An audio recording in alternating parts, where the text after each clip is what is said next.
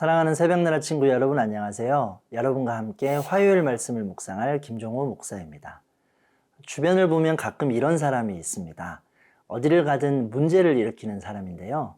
여기저기 가는 곳마다 갈등을 일으키고 일을 복잡하게 만들며 어려움을 더 크게 만드는 사람이 있습니다. 우리는 이런 사람들을 트러블 메이커라고 부르기도 합니다. 또 한편으로는 이런 사람이 있습니다.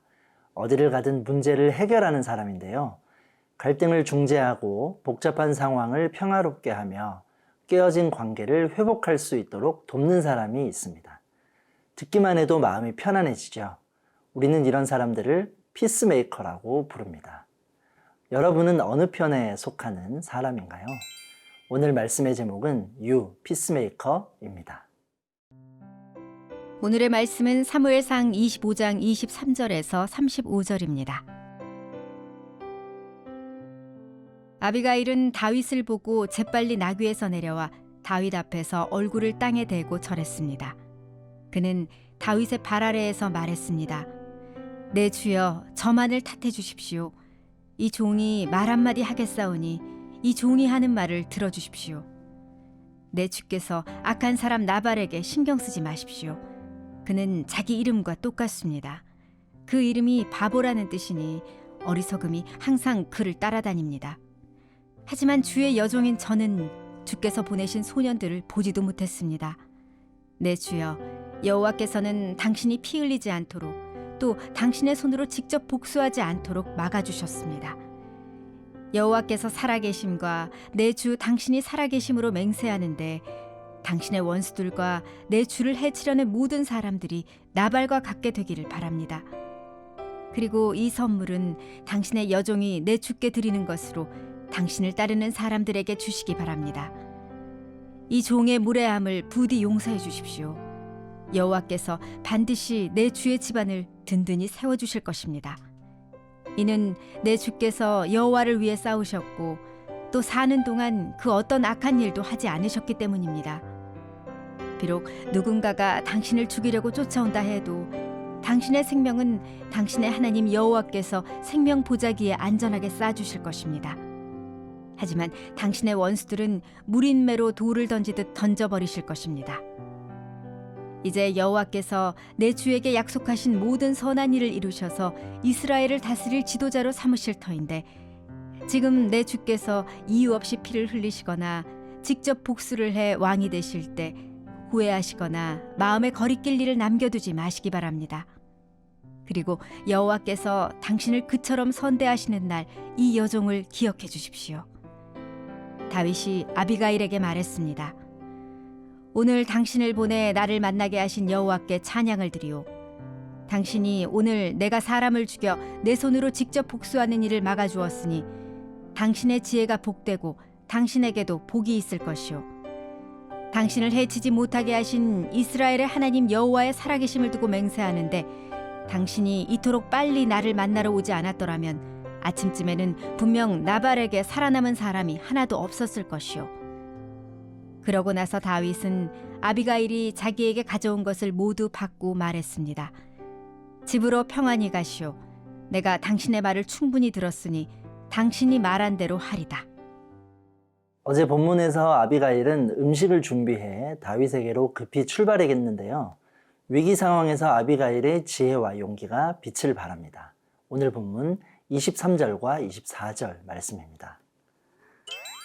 아비가일은 다윗을 보고 재빨리 나귀에서 내려와 다윗 앞에서 얼굴을 땅에 대고 절했습니다. 그는 다윗의 발 아래에서 말했습니다. 내 주여, 저만을 탓해 주십시오. 이 종이 말 한마디 하겠사오니 이 종이 하는 말을 들어주십시오. 다윗을 만난 아비가일은 다윗에 대한 존경을 표한 뒤 자신의 말을 들어달라고 요청합니다. 그녀는 먼저 겸손한 모습으로 다윗을 대하고 있는데요.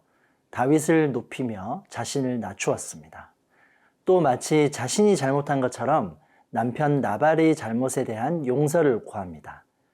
그녀는 나발이 불량하고 미련하다며 그의 말에 신경 쓰지 말 것을 부탁합니다.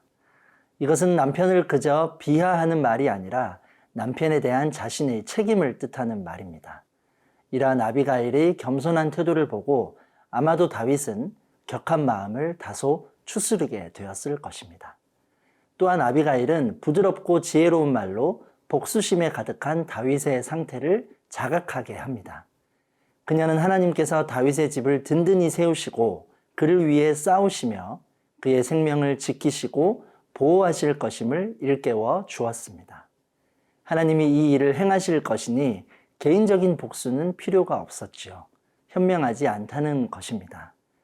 하나님이 다윗의 보복을 막으신다는 것과 다윗이 나발을 죽이면 후에 이스라엘의 왕으로서도 문제가 될 수 있으며 이로 인해 하나님이 후회하시거나 슬퍼할 일이 없어야 하지 않겠냐고 말합니다. 아비가일의 한 말들은 단순히 인정에 호소하거나 도덕적인 설득이 아니었는데요. 선악간의 모든 판단은 하나님께서 하시는 것임을 알려주며 하나님의 은혜를 깨닫고 죄에서 돌아올 수 있도록 도와주는 말이었습니다. 세상에는 인간관계나 이해관계에 대한 많은 노하우와 공식이 있습니다. 그러나 하나님의 자녀는 하나님께서 주시는 지혜로 다가가 말하는 사람들이어야 합니다.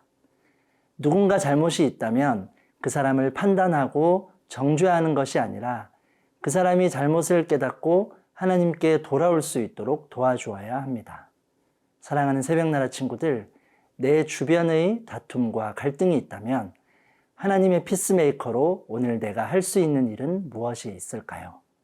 하나님께서 주시는 지혜로 말하고 설득하는 아비가일과 같은 지혜가 우리에게도 있기를 바랍니다.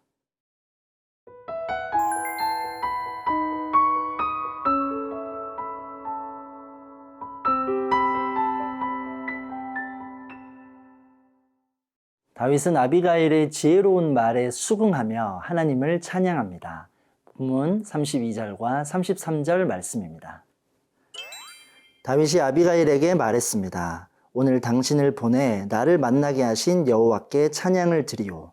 당신이 오늘 내가 사람을 죽여 내 손으로 직접 복수하는 일을 막아 주었으니 당신의 지혜가 복되고 당신에게도 복이 있을 것이오. 다윗은 아비가일의 모든 말을 긍정했습니다. 그는 하나님께서 아비가일을 통해 자신의 복수를 막으셨음을 깨달았습니다. 아비가일의 지혜와 용기는 나발 집안을 살렸고 또 한 집안을 무자비하게 복수하며 하나님의 분노를 살 뻔했던 다윗도 살렸습니다. 만일 다윗이 나발 집안의 모든 남자를 멸했다면 그 사건은 두고두고 다윗의 오점으로 남아 비난받게 되었을 것입니다. 다윗은 이제 아비가일의 요청을 들어주겠다고 하면서 평안히 돌아가라고 합니다. 분노에 휩싸여 나발의 집을 멸하겠다며 군사를 몰고 간 것은 분명 다윗의 실수가 맞습니다. 그러나 아비가일의 입을 통해 자신에게 주어진 하나님의 말씀을 깨달았습니다. 다윗은 다시 하나님 앞에서 겸손함을 되찾았고 한 여인의 말에서 하나님의 뜻을 발견하고 분노를 가라앉히며 돌이키는 모습을 볼 수 있습니다. 여러분, 우리가 하나님의 자녀로서 또 피스메이커로서 지혜롭게 말하고 행동하는 것도 중요하지만 또한 우리에게 주어지는 충고와 조언들도 잘 들으며 잘못에서 돌이키는 것도 중요합니다. 예수님을 믿는 우리도 잘못으로 행동할 때가 있지요. 그러나 성령님께서는 말씀과 사람과 환경을 통해 우리의 잘못된 걸음을 막으십니다. 우리로 하여금 죄에서 돌이킬 수 있도록 우리의 죄를 일깨우시고 회개의 자리로 부르십니다. 그 말씀과 인도하심에 반응하며 잘못에서 돌아설 수 있어야 합니다. 사랑하는 새벽나라 친구들, 아비가일을 통해 하나님의 뜻을 깨닫고 마음을 내려놓은 다윗처럼 오늘 내가 마음을 품고 용서해야 할 사람이 있나요? 우리에게 주시는 말씀과 사람을 통해 잘못을 깨닫고 하나님께 돌이키는 하나님의 자녀들이 되기를 바랍니다. 사랑의 하나님, 언제나 어디서나 다툼과 갈등이 아닌 화해와 화평을 주는 하나님의 자녀로 살아가기를 소망합니다. 예수님의 이름으로 기도합니다. 아멘.